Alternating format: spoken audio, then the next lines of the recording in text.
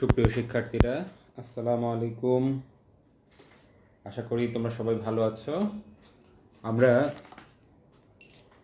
গুণগত রসায়ন দ্বিতীয় অধ্যায় প্রথম পত্র এটি নিয়ে আলোচনা করছিলাম। এখানে আমরা বেশ কিছু এমসিকিউ সলিউশন ক্লাস করেছি। তোমরা যারা যে ক্লাসগুলো দেখো নাই অবশ্যই দেখে নিবে। আমি আরও কিছু এমসিকিউ ক্লাস ভবিষ্যতে নেওয়ার প্ল্যান করেছি। এছাড়া আজকে থেকে আমরা বিগত বছরগুলোতে যে ধরনের বোর্ড কোশ্চেনগুলো আসে সেই ধরনের সেই ধরনের কিছু বোর্ড প্রশ্ন নিয়ে আলোচনা করব। তো তোমরা দেখতে থাকো এবং ভিডিওগুলো দেখতে দেখতে বাসায় প্র্যাকটিস করতে থাকবে। প্র্যাকটিস করলে একসময় দেখবে সিকিউ কীভাবে আনসার করতে হয় সেই সম্পর্কিত ধারণাটি অনেক ক্লিয়ার হয়ে যাবে। এখন আমরা পর্যায়ক্রমে তাহলে আলোচনায় চলে যাই। আজকে আমাদের প্রথম ক্লাস সিকিউ সলিউশন দ্বিতীয় অধ্যায় গুণগত রসায়ন প্রথম পত্রের। আর তুমি যদি কোনো কিছু না বুঝো তাহলে অবশ্যই সেটা জিজ্ঞেস করবে। দেখো এখানে একটা সিকিউ দেখা যাচ্ছে, এ n-1 d5 ns1 b n-1 d1 ns2, যেখানে n এর মান 4 তারা বলেই দিয়েছে, তার মানে বিষয়টি অনেকটা ইজি করে দিয়েছে। তো আমরা প্রথমে ক এবং খ এর প্রশ্নটি দেখি। সমায়ন প্রভাব কি? সম আয়ন প্রভাব এই বিষয়টি নিয়ে আমি এমসিকিউর আলোচনার মধ্যেও বিস্তারিত ব্যাখ্যা করেছিলাম। তারপর যেহেতু সিকিউতে আসছে আবার ব্যাখ্যাটি কন্টিনিউ করছি। সম আয়ন প্রভাব এটি হচ্ছে, ধরো তুমি এটা একটা পাত্র, এটার মধ্যে একটা দ্রবণ আছে, ধরো সেটা হচ্ছে অ্যামোনিয়াম হাইড্রোক্সাইড।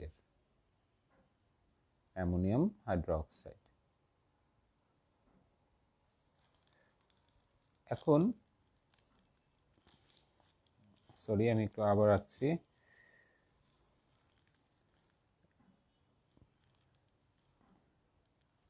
এখানে অ্যামোনিয়াম হাইড্রোক্সাইডের দ্রবণ আছে। তোমরা জানো যে অ্যামোনিয়াম হাইড্রোক্সাইড একটি মৃদু তড়িৎ বিশ্লেষ্য, এটি দ্রবণে কম পরিমাণে আয়নিত হয়।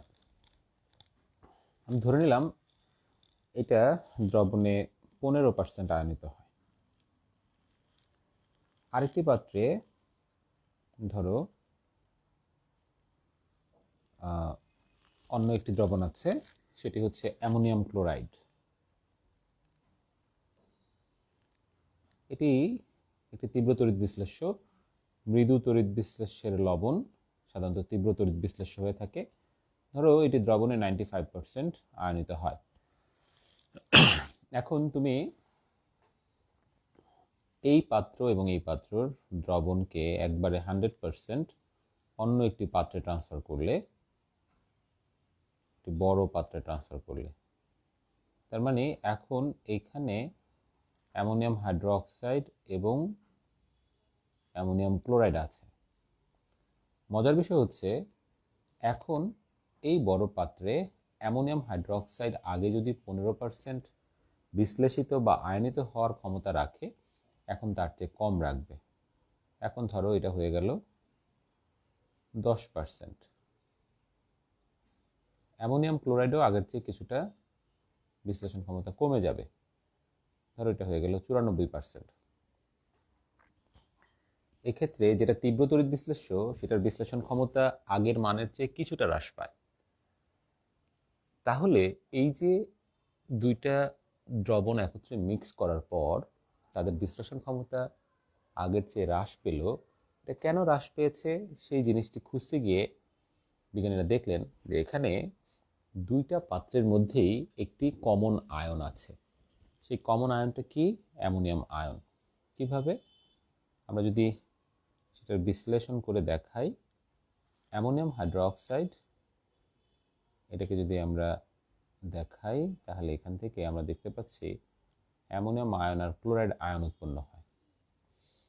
অ্যামোনিয়াম ক্লোরাইড এটাকেও যদি আমরা বিশ্লেষণ করে দেখাই তাহলে এখানে দেখতে পাচ্ছি, দুঃখিত আগেরটা আসলে হাইড্রক্সিল হবে, হাইড্রোক্সিল আয়ন উৎপন্ন হয়, আর এখানে এটা উৎপন্ন হয় ক্লোরাইড আয়ন।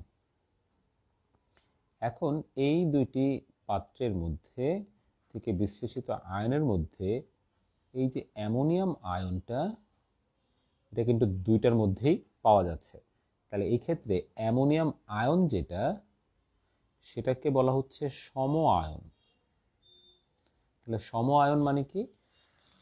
সম আয়ন মানে হচ্ছে দুই বা তার অধিক তড়িৎ বিশ্লেষ্য পদার্থ যদি একত্রে মিশ্রিত করা হয় এবং তাদের মধ্যে যদি উৎপন্ন আয়নগুলোর মধ্যে একটি সাধারণ আয়ন থাকে বা একই রকম আয়ন থাকে, তখন তাকে বলা হয় সম আয়ন। আর এই সম আয়নের কারণে এই যে এখানে বিশ্লেষণ ক্ষমতা পূর্বের চেয়ে হ্রাস পেল, এই যে 15-র জায়গায় 10 হলো, 95-এর জায়গায় 94 হলো, এই ঘটনাটাকে বলা হয় সম আয়ন প্রভাব। তাহলে সম আয়ন প্রভাবের সংজ্ঞাটা কি দাঁড়ালো? দুই বা তার অধিক তড়িৎ বিশ্লেষ্য পদার্থ একত্রে মিশ্রিত করলে এবং তাদের মধ্যে যদি একটি সাধারণ আয়ন থাকে, তবে উভয়ের বিশ্লেষণ ক্ষমতা পূর্বের চেয়ে হ্রাস পায়। এক্ষেত্রে মৃদু তড়িৎ বিশ্লেষের বিশ্লেষণ ক্ষমতা অধিক হ্রাস পায়। এই ঘটনাটাকে বলা হচ্ছে সম আয়ন প্রভাব। ঠিক আছে, সম আয়ন প্রভাব। এটিকে আমরা বিভিন্নভাবে ব্যাখ্যা দিতে পারি লাসাতেনীয় নীতির মাধ্যমে। যাই হোক, সেটি জ্ঞানমূলকের জন্য এত কিছু লেখার প্রয়োজন নেই। ওকে, এবার আমরা ক্ষয়ের প্রশ্নটার দিকে তাকাই। কত বলা হয়েছে 3d এবং 4p অরবিটালের মধ্যে কোনটিতে ইলেকট্রন আগে প্রবেশ করে এবং কেন? দেখো, এগুলো খুব সহজ প্রশ্ন। এক্ষেত্রে যে কাজটি করতে হবে, যেহেতু 2 মার্কসের জন্য এসছে, তোমাকে একটু বিস্তারিতভাবে লেখা শিখতে হবে। তাহলে আমি বিস্তারিতভাবে কি লিখতে হবে সেই বিষয়টা নিয়ে এখানে বলার চেষ্টা করি। 3d এবং 4p অরবিটাল, এখানে অরবিটাল শব্দটা ব্যবহার করেছে, আসলে এগুলো শক্তি স্তর। তো যাই হোক, প্রশ্নে যেহেতু অরবিটাল ব্যবহার করেছে, তো আমরা অরবিটাল কনসেপ্টটি ব্যাখ্যা করব। তাহলে 3d এবং 4p অরবিটাল বলেছে, তাহলে তুমি প্রশ্নটা আনসার করবে এভাবে। 3d অরবিটালের ক্ষেত্রে 3d অরবিটালের ক্ষেত্রে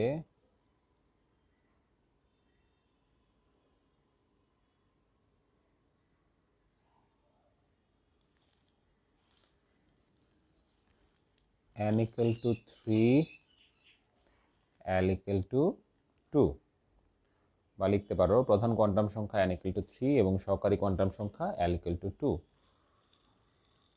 4p অরবিটালের ক্ষেত্রে 4p অরবিটালের ক্ষেত্রে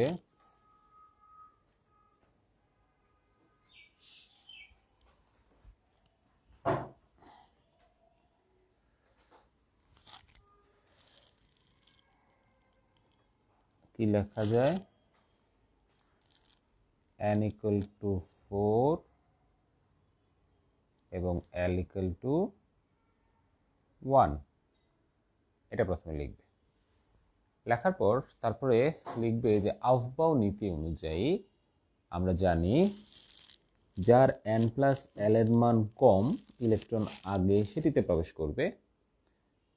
যদি দুইটি উপশক্তি স্তরের বা শক্তি স্তরের n প্লাস l এর মান সমান হয়, তবে যার n এর মান কম, ইলেকট্রন আগে সেটিতে প্রবেশ করবে। আউফবাউ নীতির এই কথাটি বলার পর তুমি এখান থেকে দেখাতে পারো, এই কথাটা আগে লিখে নিও। সুতরাং n plus l equal to 5, n plus l equal to 5।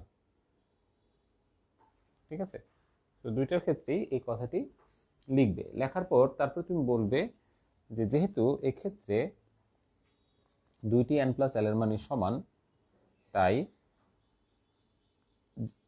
3d-তে আগে ইলেকট্রন প্রবেশ করবে, কেননা 3d এর ক্ষেত্রে n এর মান 3 এবং 4p এর ক্ষেত্রে n এর মান 4। এভাবে বিষয়টি যদিও সহজ বিষয়টিকে একটু বিস্তারিতভাবে ব্যাখ্যা দিয়ে তোমাকে বলতে হবে, কারণ 2 মার্কসে প্রশ্নটি এসছে। এটা এক লাইনে বললে তোমাকে 2-এ 2 দিবে না। এটি একটি সমস্যা হয় স্টুডেন্টদের ক্ষেত্রে। দেখা যায় অনেক সময় সহজ প্রশ্ন তারা এক লাইনে আনসার দিয়ে দেয় 2 মার্কসের প্রশ্ন। এক্ষেত্রে টিচাররা কিন্তু 2-এ 2 তোমাকে দিবেন না। সেই থিওরিটা কোথা থেকে এসছে সেটা তোমাকে এই ক্ষেত্রে ব্যাখ্যা করতে হবে। এবার আমরা মূল উদ্দীপকে চলে যাই, উদ্দীপকের মূল আলোচনায়। এ মৌলের সর্বশেষ ইলেকট্রনটির 4টি কোয়ান্টাম সংখ্যার মান লিখো। এখন এ মৌলটির জন্য n এর মান তো ফিক্স করেই দিয়েছে, তাহলে এখান থেকে আমরা আসলে খুব ইজিলি এটা বের করে ফেলতে পারি।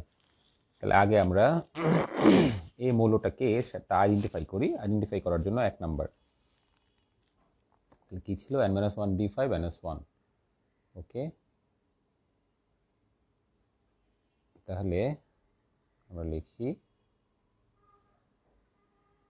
গয়ের জন্য a ইকুয়াল টু দেওয়া আছে n-1d5 ns1 n equal to 4। সুতরাং এই মৌলটি কি হবে, দেখো 4 মানে হচ্ছে 4s1 3d5, এটা হয়ে থাকে ক্রোমিয়াম 24। তাহলে আমরা লিখি ক্রোমিয়াম 1s2 2s2, আব্বনীতি অনুযায়ী লিখবে 2p6 3s2 3p6 4s1 3d5। এটি হচ্ছে এই মৌলের ইলেকট্রন বিন্যাস। এখন এই মৌলের সর্বশেষ ইলেকট্রন কোথায় গেল? এই মৌলের সর্বশেষ ইলেকট্রন হচ্ছে ডিতে প্রবেশ করেছে, আর আব্বনীতি অনুযায়ী আগে 4s-এ যাচ্ছে, তারপরে 3d-তে যাচ্ছে। তাহলে তুমি এখানে লিখতে পারো, সুতরাং এই মৌলের সর্বশেষ ইলেকট্রন ডি উপস্তরে প্রবেশ করে। এখন ডি উপস্তরে যেহেতু 5টি ইলেকট্রন আছে, তারপরে তুমি আবার বাংলা কথা লিখবে যে আমরা জানি একই উপশক্তি স্তরে ইলেকট্রনগুলো সর্বাধিক অযুগ্ম অবস্থায় প্রবেশ করে এবং তাদের স্পিন একইমুখী হয়। অর্থাৎ যেহেতু ডিতে 5টি ইলেকট্রন আছে, তাই এই 5টি ইলেকট্রন 5টি ডি অরবিটালে একটি করে প্রবেশ করবে। বলার পর তুমি চাইলে একটা বক্স পদ্ধতিতে বিষয়টাকে দেখিয়ে দিতে পারো। আমি যে বাংলা কথাগুলো বললাম এগুলো কিন্তু লিখতে হবে। এবার তুমি লিখবে, প্রশ্নে সর্বশেষ ইলেকট্রনের 4টি কোয়ান্টাম সংখ্যা জানতে চেয়েছে, তাই 3d এর জন্য n ইকুয়াল টু হচ্ছে 3, l ইকুয়াল টু হচ্ছে d এর জন্য 2। এটা তো আমরা জানি, 3d এর জন্য 2। m ইকুয়াল টু হচ্ছে, তুমি ওই যে মাইনাস থেকে শুরু করতে পারো, -2 -1 0 +1 +2, অথবা অ্যাকচুয়ালি যদি বলো তাহলে -1 -2 -1 +1 +2 0, এভাবে বলা হয়। তোমার যদি কনফিউশন লাগে ছোট থেকে বড় এভাবে লিখতে পারো, -2 -1 0 +1 +2। m হচ্ছে কত, +2, আর s হচ্ছে, যেহেতু প্রথম ইলেকট্রনের জন্য আমরা +12 লিখে থাকি। এইভাবে আমি সর্বশেষ ইলেকট্রনটির জন্য 4টি কোয়ান্টাম সংখ্যার মান লিখব। শিক্ষার্থীরা দেখো, এখানে মূল কথা কিন্তু ছোট, বাট এটার ক্ষেত্রে আমি কি এনেছি। এটার ক্ষেত্রে আমি প্রথমে আহ্বান নীতি অনুযায়ী ইলেকট্রন বিন্যাস করেছি, তুমি চাইলে সেই কথাটাও এখানে বলতে পারো। তারপরে তুমি ডিতে 5টা ইলেকট্রন আছে, সেক্ষেত্রে তুমি বলতে পারো যে, বা বলতে হবে যে সমশক্তি সম্পন্ন অরবিটালগুলোতে ইলেকট্রন সর্বাধিক অযুগ্ম অবস্থায় প্রবেশ করে এবং তাদের স্পিন একইমুখী হয়। এইসব বলে তোমাকে তারপর ফিনিশিং কথায় দিতে হবে। ঠিক আছে? উদ্দীপক আনসার করার সময় অনেকে কি লিখতে হবে এই লেখাগুলো খুঁজে পায় না, এটা কিন্তু একটা বড় সমস্যা। প্রথমে তোমাকে যে কোনো কিছু ভালো করে বুঝতে হবে, তারপরে হচ্ছে ছোট ছোট প্রশ্ন যদি উদ্দীপকের 3 কিংবা 4-এ দিয়ে দেয়, তখন কিভাবে প্রাসঙ্গিক কথা বলে, প্রাসঙ্গিক কথা, আমি আবার বলছি, অন্য আউলফল কথা না, প্রাসঙ্গিক কথা বলে কিভাবে আনসারটি করতে হবে, সেই বিষয়টি সম্পর্কে ভালো আইডিয়া না থাকলে অনেক সময় ভালো স্টুডেন্টদেরও নাম্বার কিছুটা কমে যায়। তবে এই ক্ষেত্রে কখনোই অন্য কিছু লেখা যাবে না, বি কেয়ারফুল। প্রশ্নের সাথে প্রাসঙ্গিক, যেমন এই প্রশ্নে তুমি আহ্বান নীতি, মুন্ডের নীতি, এই কথাগুলো আনতে পারো, কেননা ইলেকট্রন বিন্যাস করার সময় আমাকে আহ্বান নীতি এবং হুন্ডের নীতি ফলো করতে হয়, সেজন্য আমি আনবো। কিন্তু এর জন্য অন্য আদার্স থিওরি এখানে আনা যাবে না। যেমন এখানে তুমি বোরের মডেলের নিয়ে কোনো কথা, রাদারফোর্ড মডেল নিয়ে কোনো কথা, এগুলো কিন্তু আনলে টিচার বিরক্ত হবেন। ঠিক আছে, ওগুলো আনা যাবে না। যে যেমন ধরো কেউ যদি বলে যে এখানে অনেকগুলো কক্ষপথ থাকে, বোরের তত্ত্ব অনুযায়ী আমরা জানি ইলেকট্রনগুলো নির্দিষ্ট কক্ষপথে অবস্থান করে, হ্যাঁ, তারপরে এখানে ইলেকট্রনগুলো ঘূর্ণায়মান অবস্থায় থাকে, এখানে ইলেকট্রন শক্তি শোষণ করতে পারে, এগুলো হচ্ছে একেবারেই অপ্রাসঙ্গিক কথা এই উদ্দীপকের জন্য। কোনটা প্রাসঙ্গিক সেটা প্রশ্ন দেখে তোমাকে সিদ্ধান্ত নিতে হবে। ওকে, ঘতে বলা হয়েছে, দেখো একটি গতিশীল ইলেকট্রনের গতিশক্তি 4.8 × 10⁻⁻25 জুল। ইলেকট্রনটির তরঙ্গায়িত গতিপথের তরঙ্গ দৈর্ঘ্য কত? তরঙ্গ দৈর্ঘ্য জানতে যাচ্ছে। অ্যাকচুয়ালি এটি এই ধরনের প্রশ্ন হওয়া উচিত না, কেননা এই প্রশ্নটি আনসার করার জন্য উদ্দীপকের কোনো আশ্রয় নিতে হচ্ছে না। যে সকল প্রশ্ন আনসার করার সময় উদ্দীপকের আনসার নিতে হয় না, সেই ধরনের প্রশ্ন গ কিংবা ঘতে দেওয়া যাবে না।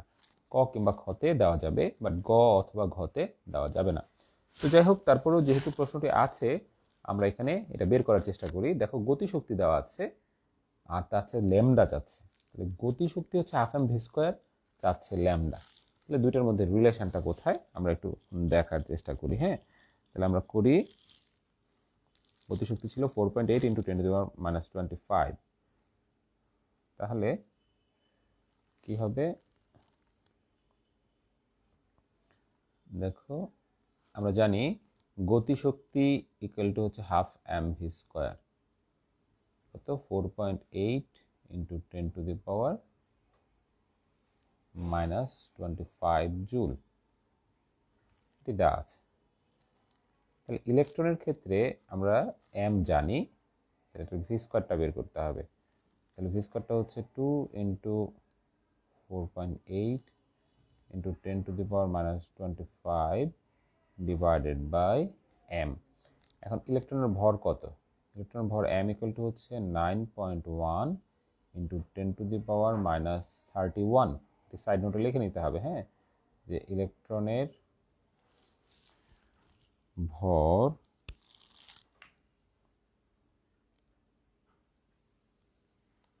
m equal to 9.1 × 10⁻31 KG.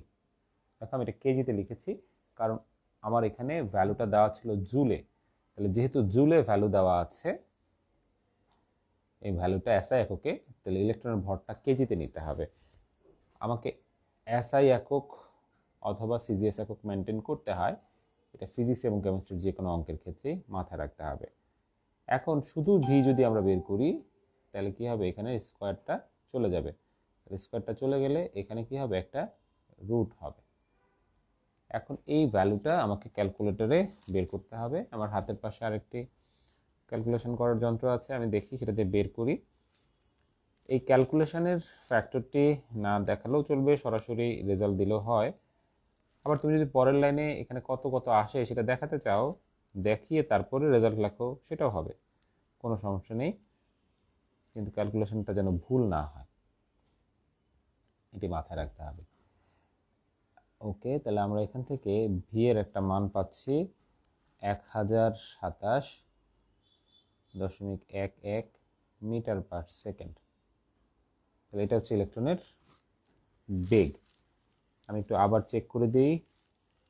পরীক্ষার হলে সবসময় মনে রাখবে যে কোনো একটা ক্যালকুলেশন 2-3 বার করবে, কারণ এগুলো এত ছোট ছোট ক্যালকুলেশন যে অনেক সময় ক্যালকুলেটর চাপতে ভুল হয়ে যায়, বা অবচেতন মনে টুকটাক ভুল হয়ে যায়। তাই ক্যালকুলেশন অবশ্যই মিনিমাম 2 বার করবে। ওকে, ঠিক আছে, ভি এর মানটা ঠিকই আছে। এবার আমরা তরঙ্গ দৈর্ঘ্য জানতে যাচ্ছি। তাহলে তরঙ্গ দৈর্ঘ্যটা আমরা বের করবো কিভাবে? এক্ষেত্রে তোমরা বলতে পারো যে যেহেতু ইলেকট্রন গতিশীল থাকে, তাই গতিশীল বস্তুকণার ক্ষেত্রে দ্য ব্রোগলির সমীকরণ প্রযোজ্য। এই কথাটি বাংলা লিখবে। আবার বলছি, যেহেতু ইলেকট্রন গতিশীল থাকে, তাই গতিশীল ইলেকট্রনের ক্ষেত্রে দ্য ব্রোগলির সমীকরণ প্রযোজ্য। এক্ষেত্রে আমরা জানি ব্রোগলির সমীকরণ অনুযায়ী ল্যামডা ইকুয়াল টু h/mv। তাহলে এইচ এর মান কত? এইচ হচ্ছে প্লাঙ্কের ধ্রুবক 6.626 ইন্টু 10⁻⁻34, এত কি জুল সেকেন্ড। এম এর মান কত? 9.1 ইন্টু 10⁻⁻31, এটা হচ্ছে এম এর মান। হ্যাঁ, আর ভি এর মান কত? ভি এর মানটা হচ্ছে এই যে আমরা এই মাত্র যেটা বের করলাম 1027.11, তাহলে 1027.11, এই হচ্ছে আমার মানগুলো। এবার এই মানগুলো থেকে ল্যামডার মানটা বের হয়ে যাবে। ঠিক আছে, দেখো আমি টোটাল অঙ্কটা করছি এসআই এককে, সো এখানে কোনো সিজিএস ভ্যালু ব্যবহার করা যাবে না। তুমি চাইলে টোটাল অঙ্কটা সিজিএসও করতে পারতে, সেক্ষেত্রে ভ্যালুগুলো একটু ডিফারেন্ট হতো। তাহলে এক্ষেত্রে ল্যামডার মানটা আসে 7.09 ইন্টু 10⁻⁻7 মিটার। তাহলে এটি হচ্ছে আমার রেজাল্ট, অর্থাৎ গতিশীল ইলেকট্রনের তরঙ্গ দৈর্ঘ্য এত মিটার। যদি তুমি এই অঙ্কটি সিজিএস এককে করতে, তাহলে কিন্তু এই জুলকে তোমার আর্গে নিতে হতো। 1 জুল সমান 10⁻7 আর্গ, তাহলে এটাকে 10⁻7 দিয়ে গুণ দিতে হতো। এখানে ভরের মানটা হতো 9.1 ইন্টু 10⁻⁻28, পরে রেজাল্টটা আসতো সেন্টিমিটার পার সেকেন্ডে। এখানে এইচ এর মান হতো 6.626 ইন্টু 10⁻⁻27, এম এর মান তো বললামই 9.1 ইন্টু 10⁻⁻28, আর ভি এর মানটা যা এখানে আসতো সিজিএস এ করার পরে সেই মানটা দিতে হতো। দেওয়ার পরে এই মানটা আসতো কিসে? এই মানটা আসতো সেন্টিমিটারে। এখন অনেকে যেই কাজটি করেন সেটা হচ্ছে যে এই জায়গায় যখন ভ্যালুটা মিটারে আসে, লাস্টে এটাকে আবার ন্যানোমিটারে নিয়ে যায়। সেটা তুমি চাইলে করতে পারো। সেক্ষেত্রে এই ভ্যালুটাকে ন্যানোমিটারে নিতে গেলে 1 ইন্টু 10⁻9 দিয়ে মাল্টিপ্লাই করতে হবে। দেখো মাল্টিপ্লাই যদি করি তখন সেটা আসে 709 ন্যানোমিটার। তাহলে এই মাল্টিপ্লিকেশনের পরে আমরা চাইলে এটাকে ন্যানোমিটারে নিতে পারি। মনে রাখবা যে ন্যানোমিটার, মাইক্রোমিটার এই ধরনের এককে নেওয়ার জন্য তোমাকে আগে সিজিএস কিংবা এসআই এককে অঙ্কটা করতে হবে।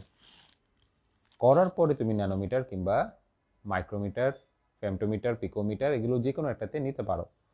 কখনোই সরাসরি এটি ন্যানোমিটার বা মাইক্রোমিটার এককে করা যাবে না। ঠিক আছে, সো আশা করি তোমরা বুঝতে পেরেছো। দেখো 4 মার্কসে যেহেতু প্রশ্নটা আসছে, তাহলে তোমাকে এইভাবে কথাগুলো কমপ্লিট করতে হবে।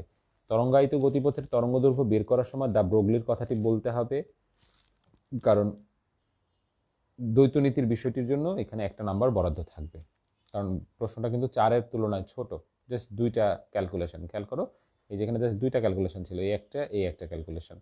সো প্রাসঙ্গিক এইটা কোথা থেকে আসলো এই সূত্রটা, সেটা এক লাইনে বলতে হবে। ইভেন তুমি চাইলে আচ্ছা না, এটুক, হ্যাঁ এটা দিলেই হয়ে যাবে, আর দরকার নেই। ওকে, এবার দ্বিতীয় একটি উদ্দীপক আমরা চলে যাই। আমি একটু সময় নিয়ে উদ্দীপকগুলো আনসার করার চেষ্টা করছি, যাতে তোমরা ইনস অ্যান্ড আউটসগুলো ভালো মতো বুঝতে পারো। এখানে আমরা আগে 1 আর 2 প্রশ্নটা দেখে নিই। প্রথম প্রশ্নটা বলেছে যে তড়িৎ চুম্বকীয় বর্ণালী কি? তড়িৎ চুম্বকীয় বর্ণালী কি, এই ধরনের প্রশ্ন মাঝে মাঝেই জ্ঞানমূলকে আসে। শিক্ষার্থীরা এই জায়গাটাতে একটা বড় সমস্যায় পড়ে যায়। এই ধরনের প্রশ্নগুলো অনেকে আনসার করতে গেলে কি যে লেখে নিজেও জানে না। সো তড়িৎ চুম্বকীয় বর্ণালী জিনিসটা কি, এই জিনিসটা আমি বোঝানোর জন্য দেখো এখানে একটা চিত্র রেখেছি তোমাদের বুঝবার সুবিধার জন্য। চিত্রটা দেখো, আমরা এখানে কি দেখতে পাচ্ছি। আমরা এখানে 3টা অক্ষ দিয়েছি। এই যে ইলেকট্রিক ফিল্ড উপরে দিয়েছি, তারপরে এখানে দিয়েছি ম্যাগনেটিক ফিল্ড, আর এটা দিয়েছি ডিরেকশন।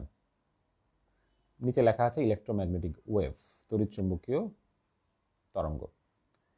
এক্ষেত্রে দেখো এই যে ইলেকট্রিক ফিল্ডটা প্রপাগেশন উপরের দিকে, ইলেকট্রিক ফিল্ডটা যদি আমরা উপরের অক্ষ বরাবর ধরি, তাহলে ম্যাগনেটিক ফিল্ড তার সাথে 90 ডিগ্রি কোণে থাকে।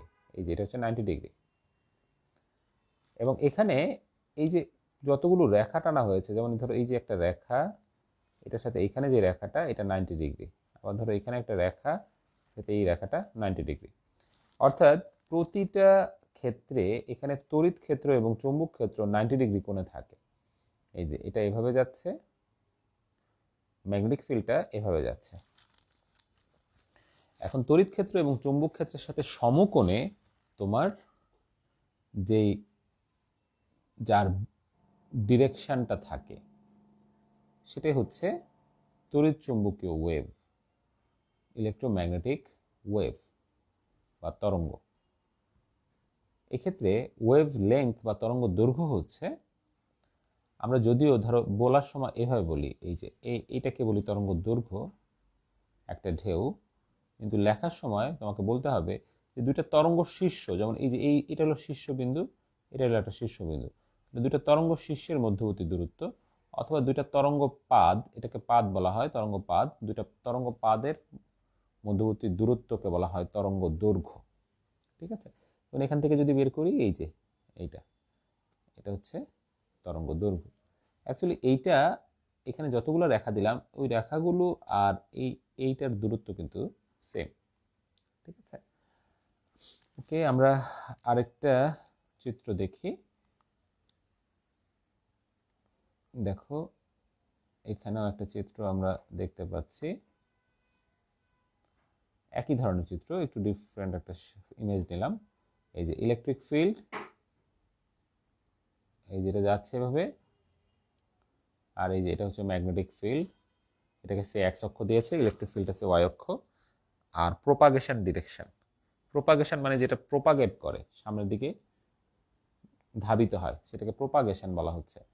তাহলে ইলেকট্রিক ফিল্ড হচ্ছে উপরের দিকে যাচ্ছে, ম্যাগনেটিক ফিল্ড হচ্ছে এক্স অক্ষের দিকে যাচ্ছে, আর প্রোপাগেশনটা যাচ্ছে যে জেড অক্ষের দিকে।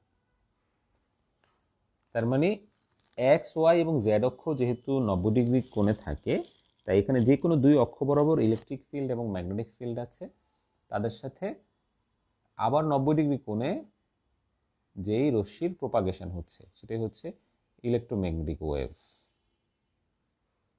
এখন এই ইলেকট্রোম্যাগনেটিক ওয়েভের মধ্যে আমাদের যে ওয়েভগুলো আমরা দেখতে পাই এখন পর্যন্ত জ্ঞাত, সেগুলোর মধ্যে অনেকগুলো টাইপস আছে। যেমন ধরো গামা রশ্মি, এই যে দেখো গামা, যার তরঙ্গ দৈর্ঘ্য খুবই ছোট।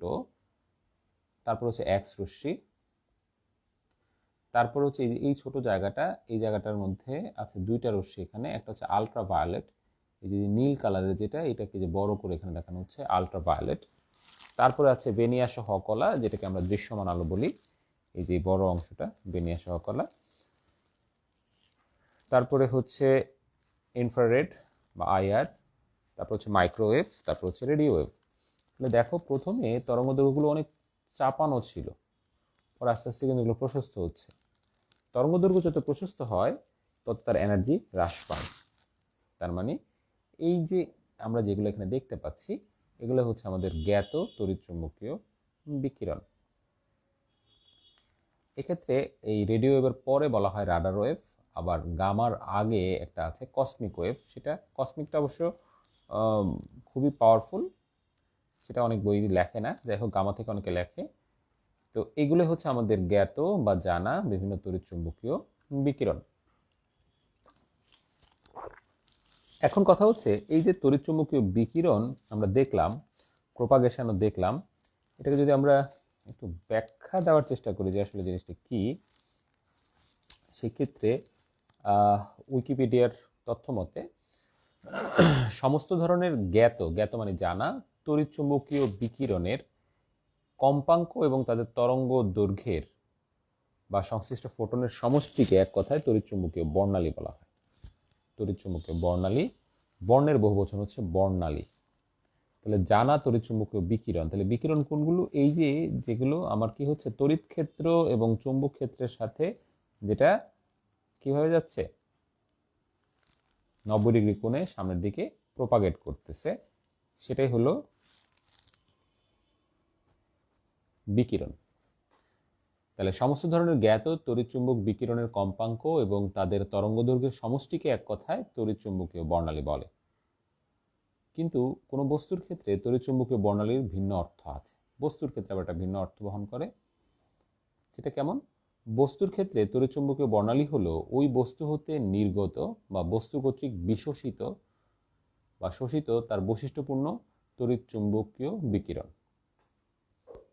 তার মানে বস্তুর তড়িৎচুম্বকীয় বিকিরণটা হচ্ছে বস্তুর শোষণ অথবা বস্তুর বিকিরণে তড়িৎচুম্বকীয় বর্ণালী পাওয়া যায়। কোনো পদার্থ থেকে তড়িৎচুম্বকীয় বিকিরণের ফলে বিভিন্ন কম্পাঙ্কের তড়িৎচুম্বকীয় তরঙ্গ সৃষ্টি হয়। তাহলে যে বিকিরণ থেকে আমরা পাচ্ছি তরঙ্গ, এই যে বস্তু থেকে বা পদার্থ থেকে যে কোনো তড়িৎচুম্বকীয় বিকিরণ যেটা বের হয়ে আসে সেটা থেকে আমরা পাচ্ছি কি তড়িৎচুম্বকীয় তরঙ্গ। ওকে, উৎসের শক্তির উপর নির্ভর করে সাধারণত একটি নির্দিষ্ট ব্যাপ্তির অবিচ্ছিন্ন কম্পাঙ্কের তরঙ্গগুচ্ছ তৈরি হয়। অবিচ্ছিন্ন বর্ণালী বলতে যেমন ধরো দৃশ্যমানের মধ্যে একটা অবিচ্ছিন্ন অংশ আছে, বেনিয়া সহ কলা। এভাবে আলট্রাভায়োলেটের মধ্যেও কি আছে? একটা অবিচ্ছিন্ন অংশ আছে। তাহলে আমরা দেখতে পাচ্ছি যে আমাদের ন্যাচারালভাবে তড়িৎচুম্বকীয় বিকিরণ বা বর্ণালী আছে, যেগুলোর মধ্যে আমরা ইউভি, ভিজিবল, আইআর এই টার্মগুলো আমরা পেয়ে থাকি। এছাড়া আরেকটা হতে পারে যে কোনো বস্তু থেকে, বস্তুর শক্তির শোষণ বা বিকিরণ থেকেও আমরা তড়িৎচুম্বকীয় কম্পাঙ্ক বা তড়িৎচুম্বকীয় বর্ণালী পেতে পারি। তাহলে বিষয়টা দুইভাবে আছে, একটা বস্তু থেকে আর একটা হচ্ছে কি ন্যাচারালি। তো তুমি পরীক্ষায় যেভাবে আনসার দাও সেটা তুমি আনসার দিতে পারো।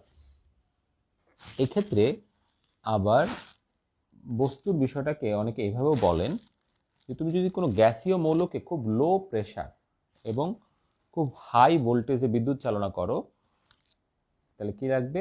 গ্যাসীয় মৌল, গ্যাসীয় মৌলের মধ্যে আমার গ্যাসের মধ্যে হচ্ছে low pressure high voltage. Low pressure high ভোল্টেজে বিদ্যুৎ চালনা করলে বিদ্যুৎ ক্ষেত্র এবং চুম্বক ক্ষেত্রের একটা মিথস্ক্রিয়ায় মৌল থেকে এক প্রকার রশ্মি বের হবে। তাহলে লো প্রেশার হাই ভোল্টেজে গ্যাস থেকে কি হবে? এক প্রকার রশ্মি বের হয়, যেটাকে তড়িৎ চুম্বকীয় রশ্মি বলা হয়। ঠিক আছে, তড়িৎ চুম্বকীয় রশ্মি বলে। আর এই রশ্মির বিকিরণের ফলে সৃষ্ট বর্ণালীটা হলো তড়িৎ চুম্বকীয় বিকিরণ। তাহলে রশ্মির বিকিরণ কি জিনিস? এই যে এগুলো, এইটা হচ্ছে রশ্মির বিকিরণ। তড়িৎ ক্ষেত্র চুম্বক ক্ষেত্রের ফলে এই যে রশ্মিটা এদিকে আসতেছে, এটা হলো তড়িৎ চুম্বকীয় বিকিরণ। ঠিক আছে, এই যে সামনের দিকে ফরওয়ার্ড হচ্ছে সেটাই হলো তড়িৎ চুম্বকীয় বিকিরণ। তাহলে তড়িৎ চুম্বকীয় রশ্মির বিকিরণকে বলা হয় তড়িৎ চুম্বকীয় বিকিরণ। আর এই বিকিরণের ফলে যে বর্ণালী সৃষ্টি হয় তাকে বলা হয় তড়িৎ চুম্বকীয় বর্ণালী। কথাগুলো খুব কাছাকাছি, হ্যাঁ কাছাকাছি, কিন্তু কনফিউজড হওয়া যাবে না। ওকে, তাহলে আমরা এখান থেকে কি কি কথা পেলাম, কয়েকটা সামারি কথা একটু নোট ডাউন করে রাখতে পারি। সেটা হচ্ছে যে তড়িৎ চুম্বকীয় বর্ণালীর বিষয়টা পাওয়া যায় কোথা থেকে? ন্যাচারাল সোর্স থেকে আর বস্তু থেকে। তাহলে তড়িৎ চুম্বকীয় বিকিরণ হচ্ছে তড়িৎ চুম্বকীয় বিকিরণ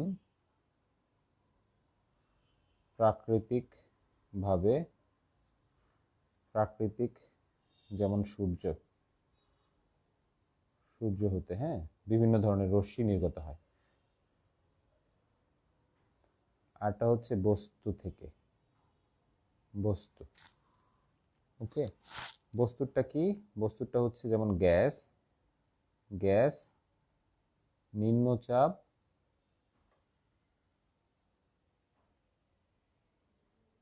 ও উচ্চ বিভব পার্থক্য, উচ্চ বিভব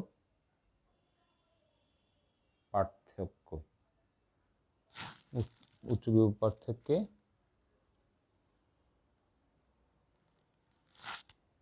বিদ্যুৎ চালনায়। বস্তু থেকে হচ্ছে নিম্নচাপ এবং উচ্চ বিভব পার্থক্যে বিদ্যুৎ চালনায়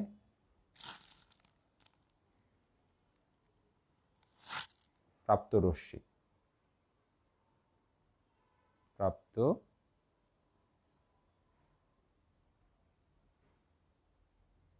রশ্মি। এই প্রাপ্ত রশ্মিটা কি? এই রশ্মিটা হচ্ছে তড়িৎ চুম্বকীয় রশ্মি, তড়িৎ চুম্বকীয় রশ্মি। আর রশ্মির বিকিরণে সৃষ্ট বর্ণালী, এই রশ্মির বিকিরণে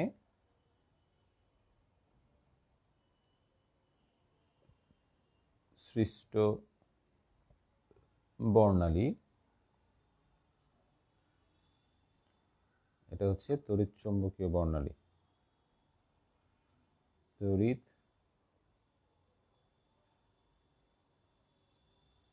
চুম্বকীয়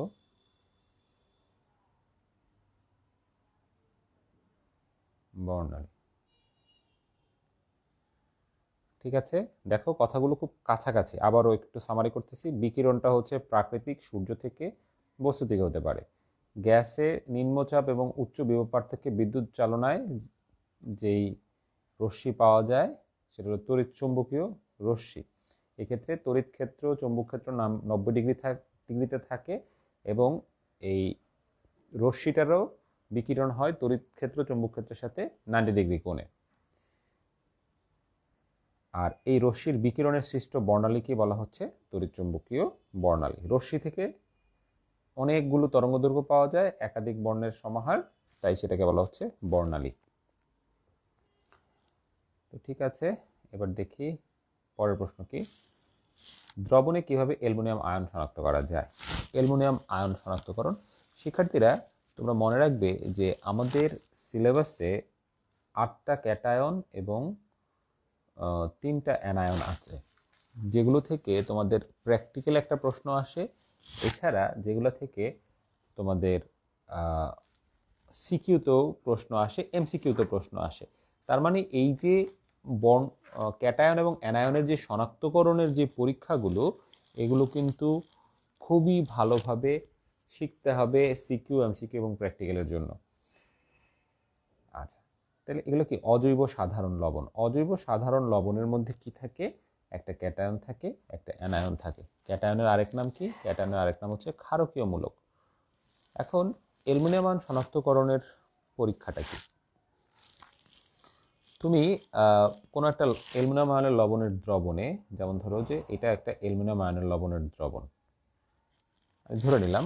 এখন এটার মধ্যে তুমি কি করবে? সোডিয়াম হাইড্রোক্সাইড দিবে, সোডিয়াম হাইড্রোক্সাইড।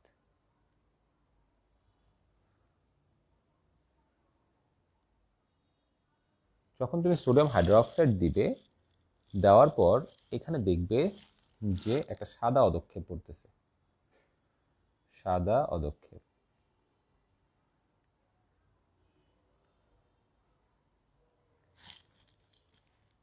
এখন এই সাদা অদক্ষেপ সৃষ্টি হওয়ার পর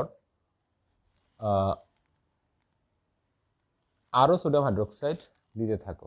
তার মানে প্রথমে দিচ্ছে অল্প, অল্প দেওয়ার পর পরে কি করলা? দ্বিতীয় ধাপে এসে এই অদক্ষেপ যুক্ত দ্রবণের মধ্যে আবারও তুমি সোডিয়াম হাইড্রোক্সাইড অ্যাড করতে থাকলে। তার মানে কি? প্রথমে অদক্ষেপ তৈরি হচ্ছে, তারপরে আবার আরও সোডিয়াম হাইড্রোক্সাইড দাও, দেওয়ার পরে দেখবো যেটা দ্রবীভূত হয়ে যায়, দ্রবীভূত, অর্থাৎ অদক্ষেপটা নাই। অদক্ষেপটা কি হবে? ভ্যানিশ হয়ে যাবে। তাহলে অদক্ষেপটা ভ্যানিশ হয়ে যাবে, দ্রবীভূত হয়ে যাবে। এইবার তুমি কি করো? এইবার এই অদক্ষেপ দ্রবীভূত হওয়ার পর তুমি এখানে অ্যামোনিয়াম ক্লোরাইড যোগ করো, এটার মধ্যে অ্যামোনিয়াম ক্লোরাইড।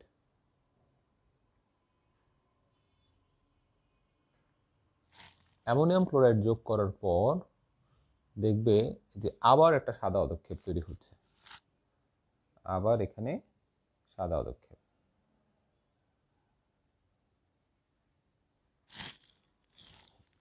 এই যে 3টা ধাপ, প্রথমে সোডিয়াম হাইড্রোক্সাইড দেওয়ার পর সাদা অদক্ষেপ, আরও সোডিয়াম হাইড্রোক্সাইড দেওয়ার পরে সেটা দ্রবীভূত হয়ে যাচ্ছে, আবার অ্যামোনিয়াম ক্লোরাইড দেওয়ার পরে সাদা পদক্ষেপ তৈরি হচ্ছে। এই 3 ধাপের কম্বিনেশন থেকে আমরা বুঝতে পারি দ্রবণে যে অজৈব লবণটা ছিল তার ক্যাটায়নটা ছিল অ্যালুমিনিয়াম আয়ন। তুমি বলতে পারো যে স্যার এটা আমি কীভাবে বুঝবো? অ্যাকচুয়ালি এই 3 ধাপের যে ঘটনাটা, তার মানে প্রথমে সাদা পদক্ষেপ, পরে দ্রবীভূত, পরে আবার সাদা পদক্ষেপ, এই ঘটনা আর অন্য কোনো ক্ষেত্রে ঘটে না। অন্য কোনো আয়নের ক্ষেত্রে এই ধরনের ঘটনা আমরা দেখতে পাই না। ঠিক আছে? সো এটি ছিল এখানকার মূল বক্তব্য। ওকে, তাহলে আমরা এখান থেকে যে জিনিসটি দেখলাম সেটি তোমরা বুঝতে পেরেছো। এখন এটি আমাকে রিঅ্যাকশন আকারে কি করতে হবে, এখানে দেখাতে হবে। তাহলে দেখানোর জন্য দেখো কি দেখাবো আমরা। আমরা এখানে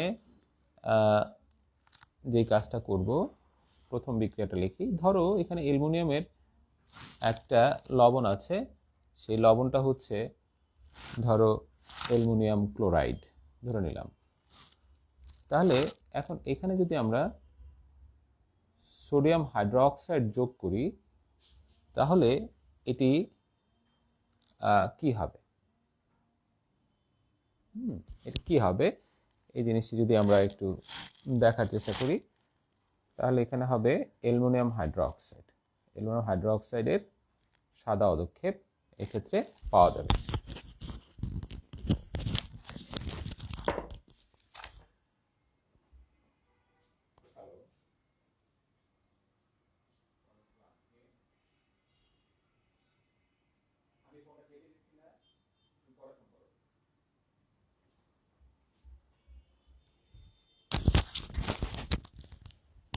শিক্ষার্থীরা, তো যেই কথাটি বলছিলাম সেটা হচ্ছে এখানে দেখো, তাহলে অ্যালুমিনিয়াম ক্লোরাইডের সাথে সোডিয়াম হাইড্রোক্সাইড যখন অ্যাড করবে, অ্যাড করার পর আমরা এখানে কি পাচ্ছি? অ্যালুমিনিয়াম হাইড্রোক্সাইডের সাদা পদক্ষেপ পাচ্ছি। এবার এই জায়গায় আমি দ্বিতীয় ধাপে কি হবে সেটা একটু দেখার চেষ্টা করি। এই অ্যালুমিনিয়াম হাইড্রোক্সাইড যখন সাদা পদক্ষেপ তৈরি করে, তার মধ্যে আমি সোডিয়াম হাইড্রোক্সাইড আবার দিচ্ছি। দেখো যে আবার দিচ্ছি, তাহলে আবার দিলে এটা দ্রবীভূত হয়। দ্রবীভূত হওয়ার পরে যে যৌগটা পাওয়া যায় সেটা হচ্ছে NaAlO2। NaAlO2 এটা হচ্ছে দ্রবণীয়। এখন তোমাকে একটু কষ্ট করে এই যৌগগুলো রিঅ্যাকশনগুলো মুখস্থ করতে হবে। এটাকে বলা হয় সোডিয়াম অ্যালুমিনেট। এটার নাম কি? Sodium aluminate. Okay, sodium aluminate. Clear? আচ্ছা, এইবার এটার মধ্যে আবার তুমি কি দিচ্ছ? Ammonium chloride. তাহলে আমি একটু ফরওয়ার্ড হই। আমার এখানে ছিল সোডিয়াম অ্যালুমিনেট,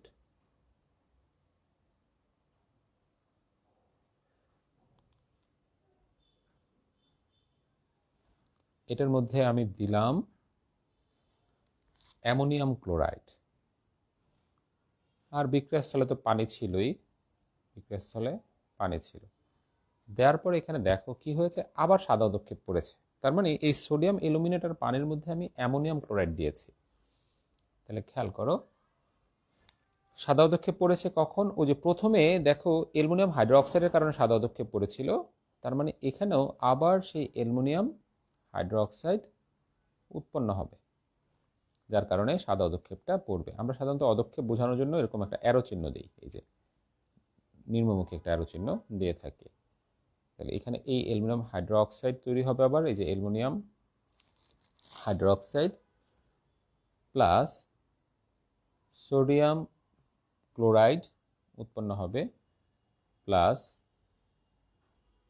অ্যামোনিয়া উৎপন্ন হবে। এই যে অ্যালুমিনিয়াম হাইড্রোক্সাইড হবে, সোডিয়াম ক্লোরাইড হবে, অ্যামোনিয়া উৎপন্ন হবে, আর এই পানিটা থেকে যাবে। আসলে দ্রবণের মধ্যে পানি তো থাকবেই, পানি জলীয় দ্রবণে সাধারণত বিক্রিয়াগুলো করা হয়ে থাকে। সো পানি লিখলেও হবে, না লিখলেও হবে। এভাবে আমরা কি করতে পারি, দ্রবণে অ্যালুমিনিয়াম আয়নের শনাক্তকারী পরীক্ষাটা লিখতে পারি। এই ধরনের পরীক্ষার ক্ষেত্রে রিঅ্যাকশান অবশ্যই লিখতে হবে এবং যদি কোনো অদক্ষেপ পড়ে সেটিও অবশ্যই তোমাকে বলে দিতে হবে প্রশ্নের আলোচনায়। ঠিক আছে, এবার আমরা মূল উদ্দীপকে যাই। দেখো উদ্দীপকে যেটা বলা হয়েছে, উদ্দীপকের প্রথম পাত্রের অ্যামেন দ্রবণটি সম্পৃক্ত হলে 20 ডিগ্রি তাপমাত্রায় এর দ্রাব্যতা গুণাঙ্ক 20 ডিগ্রি তাপমাত্রায় এর দ্রাব্যতা গুণাঙ্ক বা দ্রাব্যতা গুণফল কত? তাহলে প্রথম পাত্রের অ্যামেন দ্রবণটি সম্পৃক্ত হলে, তাহলে এখানে দেখো একটা ঘনমাত্রা দেওয়া আছে, এটা দেখা যাচ্ছে কিনা 0.03 মোলার। এই যে দেখো এখানে 0.03 মোলার লেখা আছে। এখন এই 0.03 মোলার যেটা, এটাকে বলা হচ্ছে সম্পৃক্ত দ্রবণ। তার মানে এই মোলারিটিটা এক্ষেত্রে সম্পৃক্ত দ্রবণের ক্ষেত্রে প্রযোজ্য। 20 ডিগ্রি সেলসিয়াস তাপমাত্রায় এর দ্রাব্যতা গুণাঙ্ক বের করো। 20 ডিগ্রি তাপমাত্রায় কে অফ এসপি দেওয়া আছে, আমরা জানি কে অফ এসপি থেকে এস বের করা যায়। ঠিক আছে, এখন এমএন এটা যেহেতু যৌগটা কোনো মৌল দিয়ে দেওয়া নেই, তাই আমরা এক্ষেত্রে কি করব, আমরা ট্রেডিশনালি প্রথম অক্ষরটা ক্যাটায়ন এবং দ্বিতীয় অক্ষরটাকে অ্যানায়ন ধরে নেব। ধরে নিয়ে আমরা এখানে অঙ্কটা সলভ করব। ঠিক আছে, এগুলা খুব সহজ অঙ্ক, আমি একটু এখানেই করে দেখাই। দেখো এম এন, এখন এটা এম এর চার্জ এন এর চার্জ যেহেতু আমরা জানি না, তাই আমরা +1 +2 -1 +1 -1 অথবা +2 -2 ধরতে পারি। আমরা +1 -1 দিয়ে ধরলাম। হ্যাঁ, তাহলে এটা যদি এস হয়, অর্থাৎ এটার একটা থেকে একটা এম প্লাস এবং একটা এন মাইনাস যেহেতু উৎপন্ন হয়, তাহলে এসটা যদি দ্রবীভূত হয়, এম এন এর এসটা দ্রবীভূত হলে সেই এসটা এম এন থেকে এসটা এম প্লাস এবং এসটা এন মাইনাস তৈরি হবে। সুতরাং কে অফ এসপি হবে এম এর ঘনমাত্রা আর এন এর ঘনমাত্রা। তাহলে এই জায়গাটা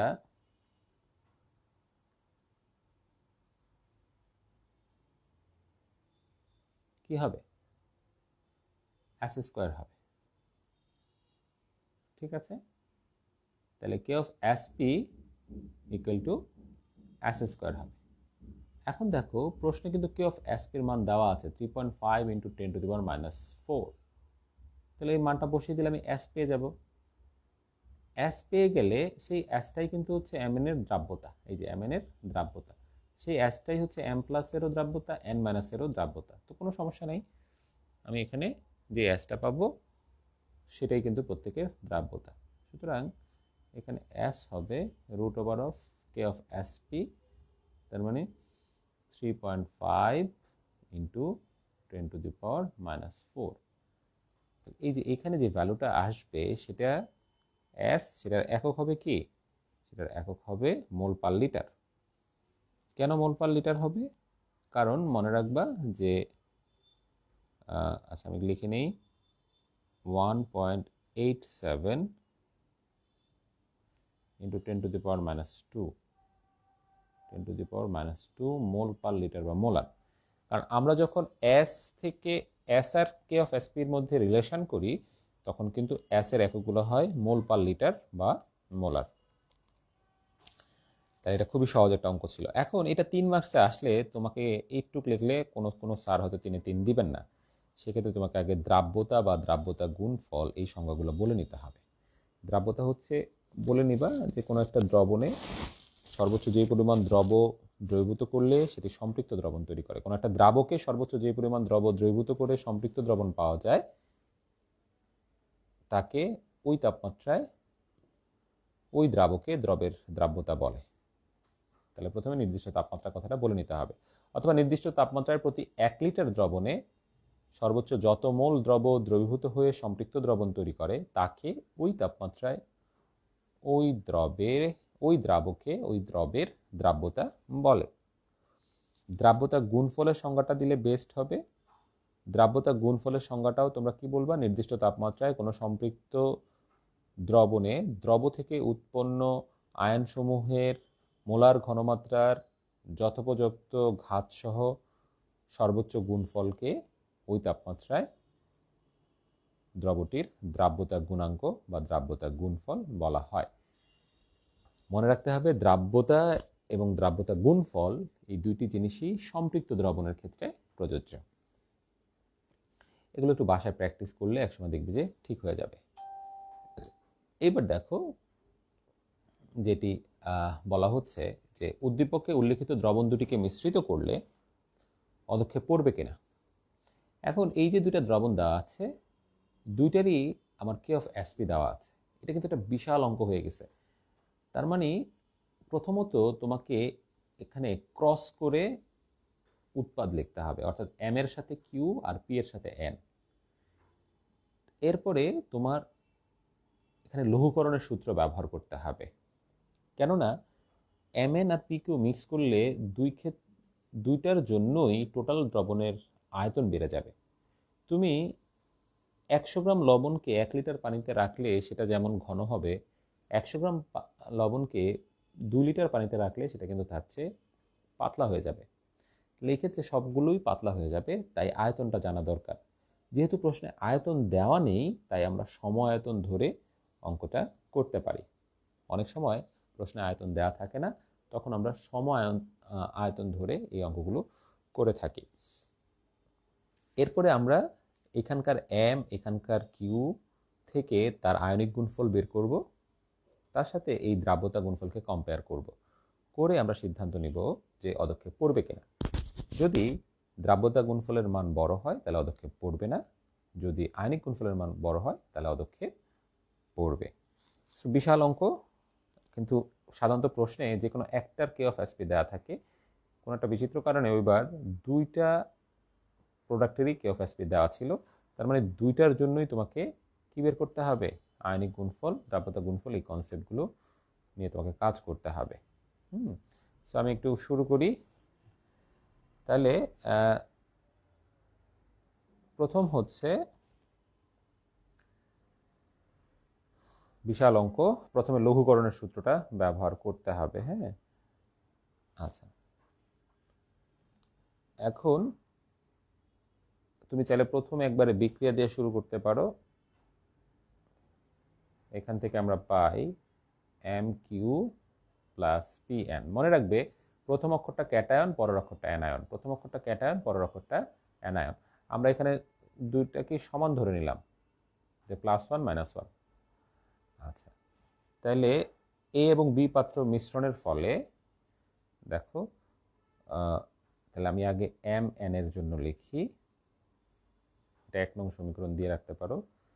তাহলে এম প্লাস আর এন মাইনাস, তাহলে লঘুকরণের পূর্বে লঘুকরণের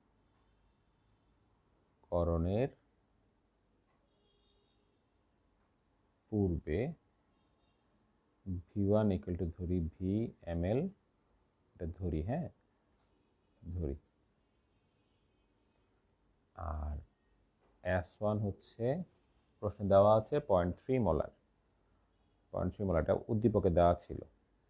তারপরে হচ্ছে লঘুকরণের পর, আমি একটু সংক্ষেপে লিখলাম, তাহলে V2 ইকুয়াল টু হচ্ছে কত, ভি প্লাস ভি, কারণ দুইটা সমায়তন ধরে নিয়েছি। আর S2 ইকুয়াল টু আমরা জানি না, বের করব। তাহলে সূত্রটা কি, V1 S1 equal to V2 S2। তাহলে S2 ইকুয়াল টু V2 এর মান হচ্ছে V প্লাস ভি, আর এটা হচ্ছে V, আর এটা হচ্ছে 0.3। তাহলে একটা ভি মানে টোয়াইস ভি যেহেতু, তার মানে ভিবি কাটা, তাহলে 0.3/2, তার মানে আসে S2 এর মান হচ্ছে 0.15 মোলার। ঠিক আছে, তাহলে S2 এর মান যেহেতু 0.15 মোলার, তার মানে M প্লাস এবং N মাইনাস দুইটাই 0.15 মোলার। সুতরাং concentration of M plus equal to concentration of N minus equal to হচ্ছে 0.15 মোলার। এটি হচ্ছে আমরা প্রাথমিকভাবে MN এরটা পেলাম। একইভাবে PQ-টা বের করতে হবে। হ্যাঁ, PQ, তাহলে PQ-র ক্ষেত্রেও আমরা লিখছি P প্লাস কিউ মাইনাস। তাহলে এখানে কি দাঁড়াবে, লঘুকরণের পূর্বে v1 ইকুয়াল টু vml, আচ্ছা আগেরটা যেহেতু v1 ধরেছি এটাকে 3 ধরি, হ্যাঁ 1 2 যেহেতু আগেরটা ধরেছি এটাকে 3 4 ধরি, vml এটা ধরি, s3 ইকুয়াল টু প্রশ্নে দেওয়া আছে 0.01 molar, v4 equal to v plus vml, s4 equal to what, তাহলে v3s3 ইকুয়াল টু v4s4,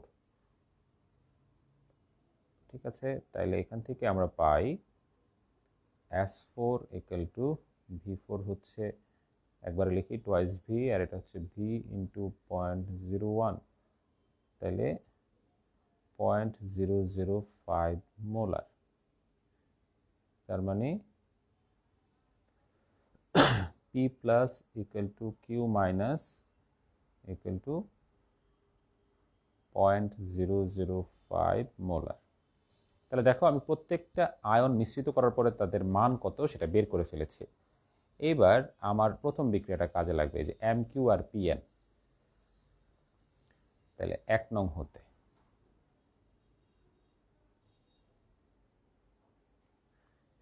আমি কি পাচ্ছি, mq পাচ্ছি, হ্যাঁ। তাহলে mq এটা যদি আমরা ভেঙে লিখি, mq কে ভেঙে লিখলে হবে m প্লাস q মাইনাস, তাহলে m প্লাস এর মান কত, q মাইনাস 0.005 আর m প্লাস হচ্ছে 0.15, হ্যাঁ। সুতরাং আয়নিক গুণফল k of ip of mq m plus q minus, তাহলে m প্লাস কত ছিল আবারও বলে নেই, দেখো m প্লাস ছিল এই যে 0.15 আর এটা হলো 0.005, তাহলে 0.15 ইন্টু 0.005, ঠিক আছে। তাহলে এখন এই দুইটার গুণফলটা কত আসে সেটা আমরা দেখি, পূরণ 0.005, তার মানে আসে 1 2 3 4 7.5 ইন্টু 10⁻⁻4। আর প্রশ্নে কে অফ এসপি দেওয়া আছে কত, এটা হলো প্রশ্নে হলো K of SP of M Q দেওয়া আছে 3.5 ইন্টু 10⁻⁻4। তাহলে এটা কমন, তার মানে বড় কে অফ আইপি বড়, ঠিক আছে। তাহলে যেহেতু K of IP is greater than K of SP, তাহলে যেহেতু K of IP of M Q is greater than k of sp of mq,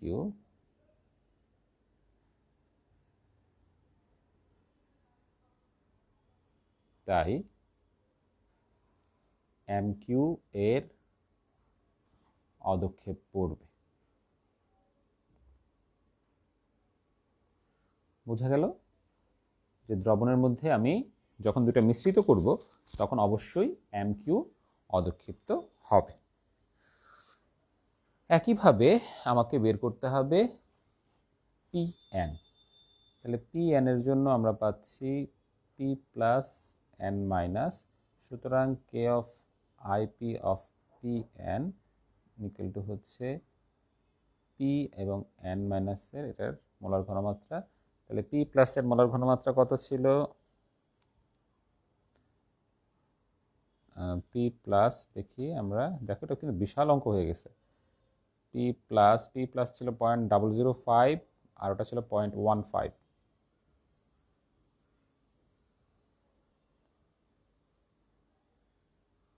that is এই ওয়ানটাই আসবে 0.005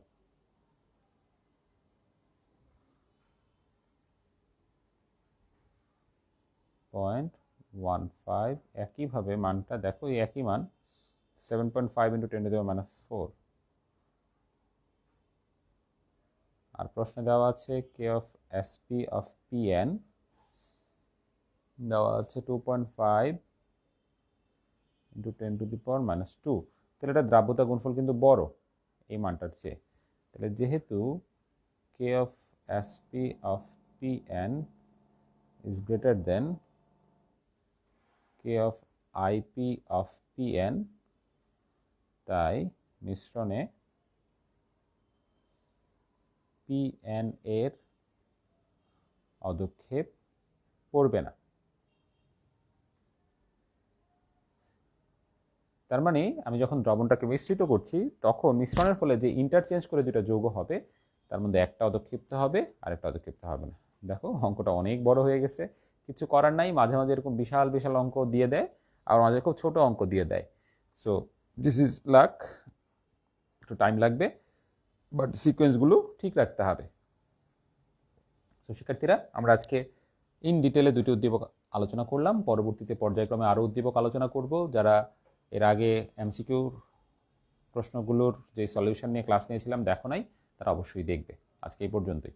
আসসালামু আলাইকুম।